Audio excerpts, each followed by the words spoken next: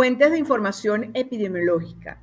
Yo soy Aura Pérez Escalante, Universidad Central de Venezuela, Facultad de Medicina, Escuela de Enfermería. Cuando nosotros hablamos de las fuentes de información, tenemos que pensar en los medios por los cuales a nosotros nos llega información de que existe alguna situación de riesgo o alguna situación de enfermedad en una población X. Entonces, inmediatamente podemos pensar cuáles son aquellos medios por los cuales nos llega a los servicios de salud, al personal de salud, alguna denuncia. Es allí donde comenzamos entonces a ver las diferentes fuentes. Las fuentes pueden ser por procesos infecciosos, pueden venir a través de epidemias, que es lo que todavía estamos viviendo con el COVID, por procesos crónicos, procesos infecciosos, un caso de dengue en la comunidad, ¿ok? Un proceso crónico, un parapléjico en una comunidad. Y la salud preventiva, aguas negras en una comunidad. Quiere decir que nosotros debemos diagnosticar, o a través de los datos que nos lleguen a nosotros, debemos poder diagnosticar cuál es el problema de salud que se está presentando en un sector dado. Otro medio es la salud comunitaria, en donde las comunidades, a través de su organización, tratan de llevar medidas preventivas, tratan de llevar estilos de vida saludable. Y aquí vamos a poner un municipio bien interesante de la capital, que es el municipio Chacao. El municipio Chacao, a través de los años, desde que Irene Sáez era la alcalde en esa localidad, se instauró ciertos programas que han seguido vigentes y ella trató de que la población fuera atendida por edades. Entonces tú consigues programas de salud y programas preventivos y programas culturales a través de grupos en edades. ¿Qué quiero decir con esto? En Chacao tienes grupos de la tercera edad, tienes grupos de adolescentes, tienes grupos de jóvenes especiales, de niños especiales, tienes grupos de corredores, tienes grupos de bailadores, tienes grupos de pintores, de escultores. Entonces, a través de los oficios, a través de las edades, este municipio ha tratado de atender a todos. Eso de una u otra forma viene a ser la salud comunitaria o la salud pública, porque si nosotros tenemos el concepto amplio de lo que es salud, entenderemos que mantener un estilo de vida sano es parte de mantener la salud de la población. Otros datos interesantes que nos pueden ser importantes son los procesos zoonóticos, cantidad de perros vacunados, cantidad de gatos vacunados, algún tipo de patología en los gatos, algún tipo de patología en los grandes mamíferos como las vacas o los caballos. Entonces, sobre todo en esta región capital, donde tenemos varios sectores que son y están clasificados como rurales. El municipio Latillo tiene zonas rurales, el municipio Libertador tiene zonas rurales, el Ávila y especialmente Galipán, una zona rural de Caracas, del distrito capital, también a través de en el Valle, la Cortada del Guayabo, toda esa zona es también catalogada zona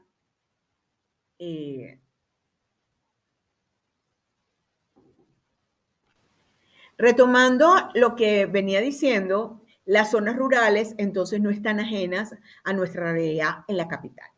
Los servicios de salud y los estados de los servicios de salud también es bien muy importante en la parte epidemiológica y por donde nosotros podemos tomar mucha información. Estos servicios de salud están desde los de primer nivel de atención, que son los ambulatorios tipo 1 y 2, el segundo nivel de atención, que son los hospitales pequeños, como los materno-infantiles y los CDI, y los hospitales, el tercer nivel de atención, que son los hospitales grandes, tipo 3 y 4, como el Hospital Universitario, Maternidad Concepción Palacio, que son de referencia nacional y antes era de referencia internacional. Ahorita no vienen. En los años 90, hasta finales de los años 90, nuestros hospitales del tercer nivel de atención, los hospitales grandes, Pérez Carreño, Maternidad Concepción Palacios, JM de los Ríos, eran de referencia internacional porque muchos de los pobladores de las Antillas, de las islas del Caribe, venían a operarse acá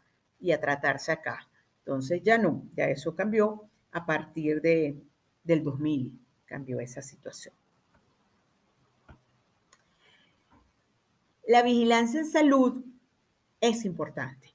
La vigilancia epidemiológica que la hemos visto no solamente a través de los seminarios, sino hemos visto a través de las clases impartidas en forma sincrónica, ha permitido y permitirá que ustedes tengan herramientas para hacer una vigilancia de salud o vigilancia epidemiológica. ¿Pero qué es la vigilancia epidemiológica?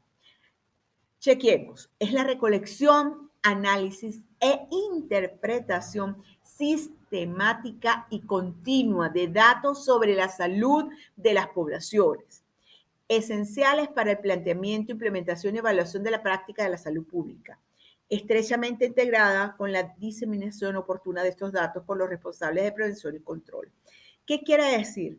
Que es un proceso continuo, sistemático, por lo tanto tiene un método, un proceso de escrutinio de tendencias, proceso de comparaciones para detectar y anticiparse.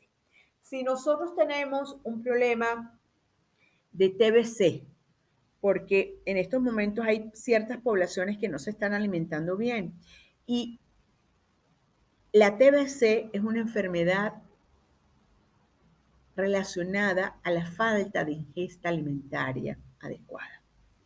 Entonces, cuando una población comienza a no comer bien, los niveles o la contaminación o la propagación de la TBC es muy grande. Esto es importante, nosotros detectar y anticipar las acciones para.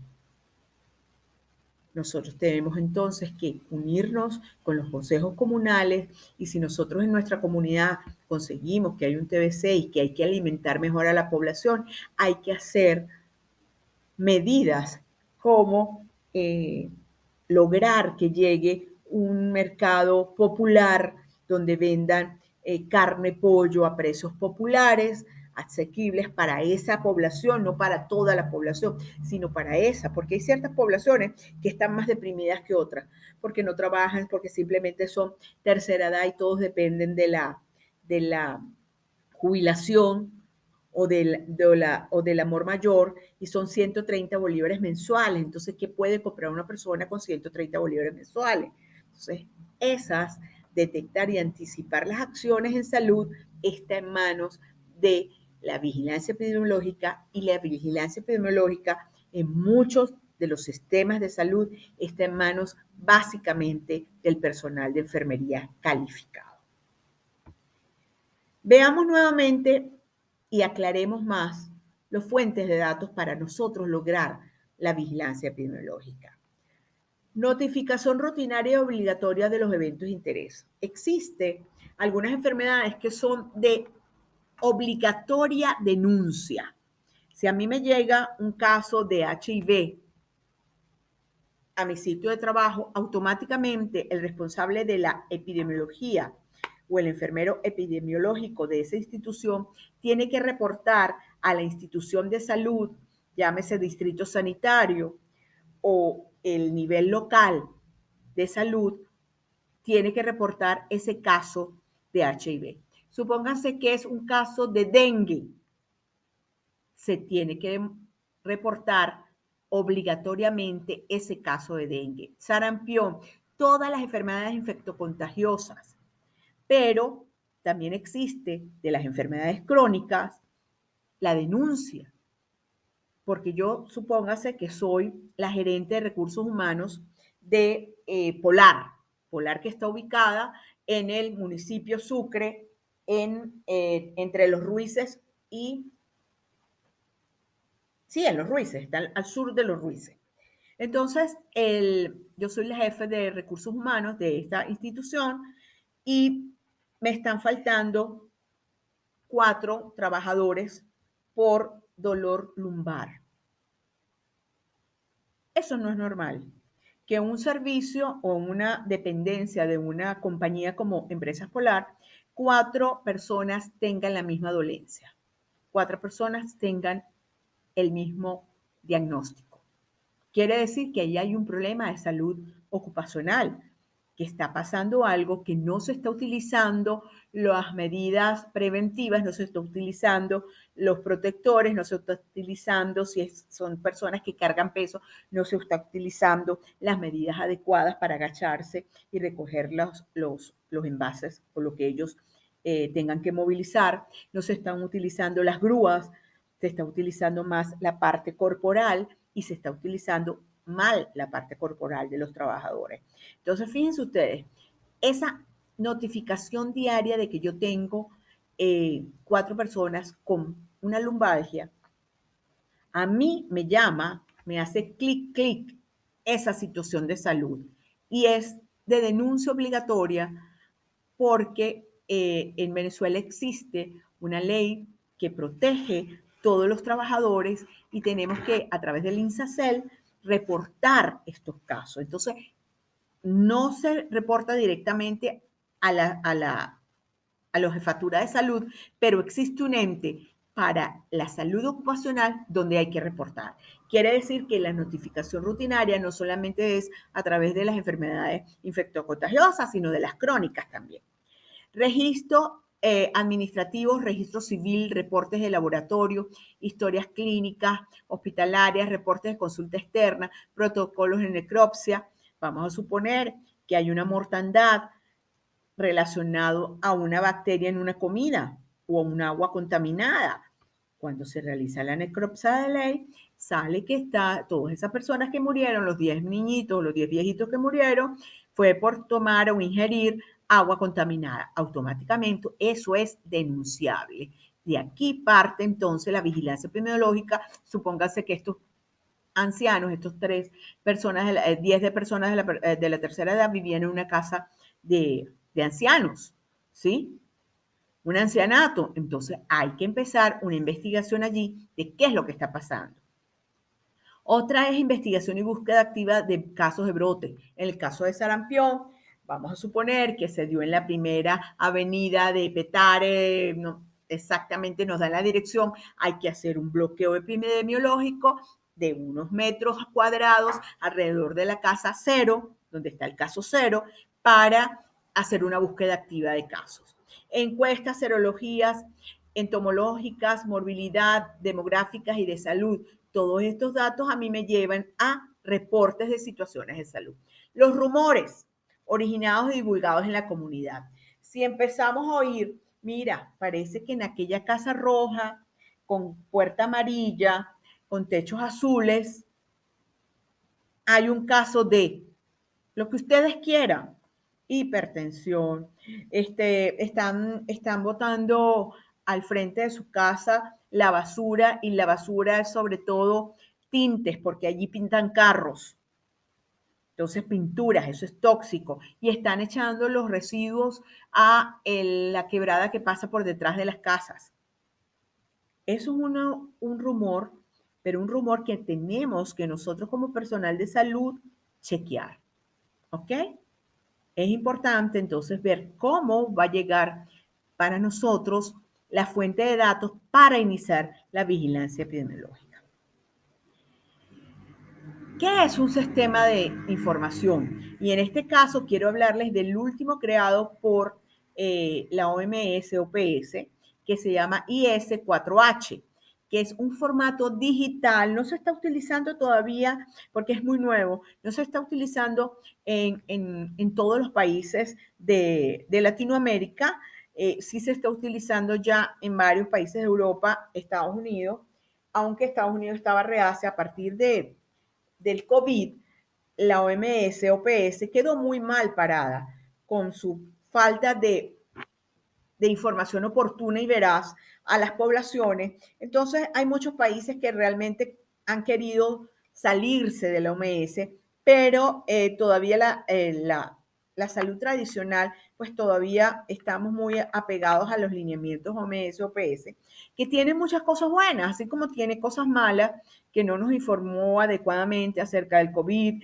que no nos informó adecuadamente acerca de la, de la otra pandemia que medio empezó y se cayó con la viruela del mono. Entonces quisieron fue cambiar el nombre y miles de cosas burocráticas que al final no permiten que la información llegue oportuna y veraz a las poblaciones. Entonces, pero este sistema es bien interesante porque es totalmente digital. Es a través de un sistema de información, un mecanismo de gestión de sistemas interoperables con datos abiertos que provienen de diferentes fuentes. Entonces, ¿qué quiere decir esto? Que todos vamos a tener acceso a todos los datos de todo el mundo. ¿Es una forma de sentirnos desnudos ante el mundo? Sí. Algunos países no lo van a tolerar, sobre todo aquellos países que les gusta mucho callar las verdades reales de sus países, de sus poblaciones. Entonces, habrá países como Cuba que no dará datos reales, entonces no va a utilizar esto, porque al momento que se monten los datos oficiales de un país, todos, como vamos a estar interactuando y vamos a estar interrelacionados, vamos a tener datos de todo. Tiene que tener una utilización ética a través de las TIC para generar información estratégica a beneficio de la salud pública mundial. Entonces es un sistema que va a estar con datos actuales al momento que los vayan montando. ¿Llegar a Venezuela? No sé, pero es importante que ustedes lo conozcan.